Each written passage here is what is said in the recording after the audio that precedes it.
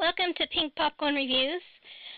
I'm going to do the more extensive review of Into the Storm, which I saw a early screening last week. Now, I don't know if I should warn you, but I guess I should tell you that I may give some spoilers here, so don't listen if you want to be completely surprised at everything that comes up. I'm obviously not going to go through everything, but there may be some spoilers, so you've been warned. So let me give you some details about the Into the Storm.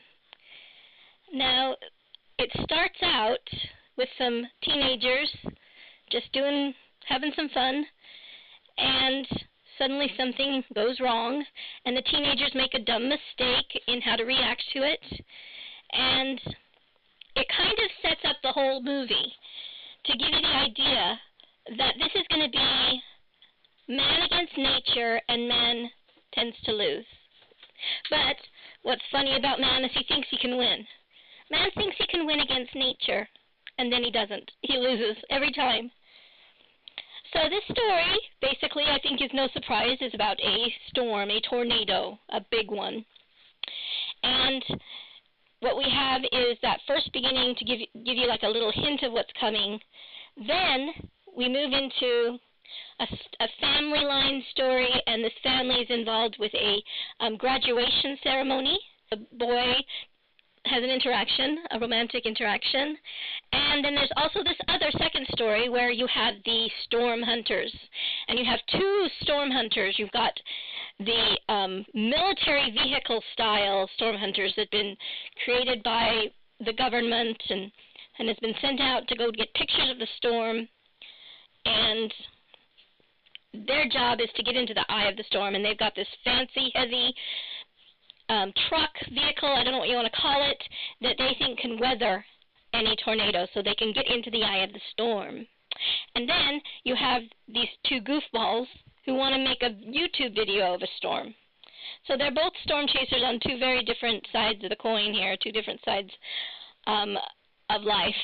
The ones who seemingly have the equipment to handle the storm, and the goofballs that really don't know what they're doing, and they just want to get popular on YouTube. So there's the scenario. And, of course, with the setup in the family of having a graduation going on, there's obviously lots of people out in the middle of, possible storm path, and what is going to happen, right?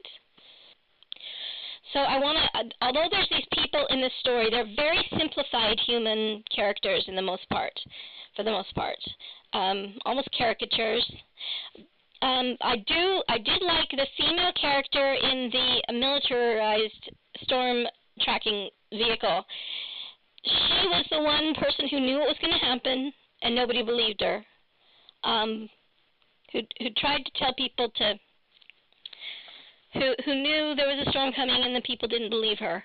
So I like that character, being that this is Pink Popcorn, and in Pink Popcorn we like to look at it from the female side of things. And of course this is another movie where there aren't a lot of females compared to males, but this one female character is a really good character for women. She is in the midst of all these other men who seem to know everything. She is a scientist. She is a storm tracker. She tells them where to go. They don't believe her, but she is right. So there's that. But not taking away too much from these characters, the main character of this movie is the storm. And this storm represents, in my opinion, Mother Nature. And how man thinks it can handle it, thinks it can make scientific knowledge of it, thinks it can trap it, thinks it can YouTube it, thinks it can outlast it. Man thinks that nature is cool, but nothing that it can't manage. And anything but that is, there's nothing that would be further from the truth than that.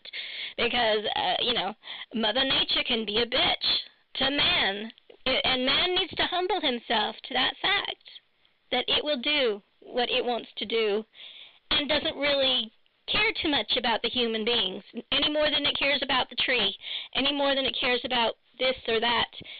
Mother Nature does what Mother Nature does, and it has its own balance. in doing that. And yet man has this idea that he's special. He's special here. And he can be separated from what Mother Nature wants to do. So it's that kind of thing. And you know what it made me think of was Jurassic Park. It even started out, that first scene gives you this idea that things are already out of control, you know, and that there's scientists who think they can control things, they can manage things, and there's nothing further than truth than that. And, you know, this storm is like a big dinosaur that's out of control, but people think they can manage it or just scientifically view it and things like that. No, it's nature. It's nature. You must respect it because it has a force beyond what humans can manage. So it really did make me think of Jurassic Park. I think that the way the storyline goes is very similar to that. And it starts out with people thinking they can handle it, and then of course it ends up with people realizing I had no control over what just happened. That did not, or humans like, that did not go as I thought it was going to go. Because again, many humans think, I can manage this. I can figure this out. But they can't. You just can't. You can't control these things. So I'm saying this over and over, I know. But I liked that. I liked that even though this is a male-dominated movie created by males, this movie is about Mother Nature showing she's in charge. And I think the moral here, you know, if you're going to look at the moral of the story, is respect Mother Nature. Humble yourself to Mother Nature. Know that the human has very little control over what Mother Nature decides to do. So that part I liked, and that is what I'm going to tell people about it. Now, aside from the story that I've just told you, I will tell you the visuals are amazing. Now, Twister was the last time I remember there being a major, you know, tornado movie. This was a much bigger storm. Much bigger things are happening. Obviously, the special effects have improved since then. So just visually, it really sucks you in, and the filmmakers really want to pull you into the action, pull you into like the vortex of this tornado, and it really does a good job of that. I really felt like it, and the sound editing is good as well. There's very powerful sound that's being used, and you really feel like you're in the vortex. It's amazing. I mean, there's this one part where this guy has been thrown up into the air, and suddenly he gets thrown out of the tornado for a minute, and he realizes, oh no, and then he starts falling down, then he gets pulled back into the tornado. That was really amazing. So I liked that a lot. Yeah. The characters were not deeply drawn, though. That's all the negative I can say. But you know what would be good with this movie? The D-Box. I always wonder what movies would be good for D-Box and what would not be. And some movies don't make sense, and yet they are D-Box. This movie should be D-Box.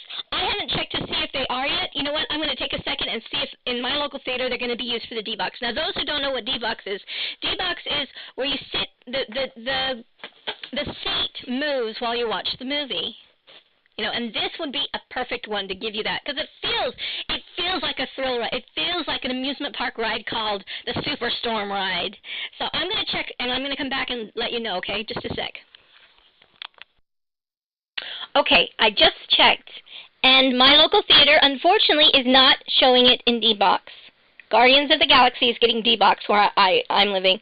Now, that is a missed opportunity, because I don't think Guardians of the Galaxy fits D-Box like this one. This one really would be perfect for D-Box. But anyway, maybe it is playing D-Box somewhere. I don't know. In any case, it is really a wonderful look at man versus nature, man versus Mother Nature, a Jurassic Park-like ride that shows that Mother Nature she's in charge. She's in charge. We must humble ourselves. We must be respectful of that lady. Okay. All right. Well, this has been my extended review of Into the Storm. Thanks for listening, and if you wish, please subscribe below. Thanks.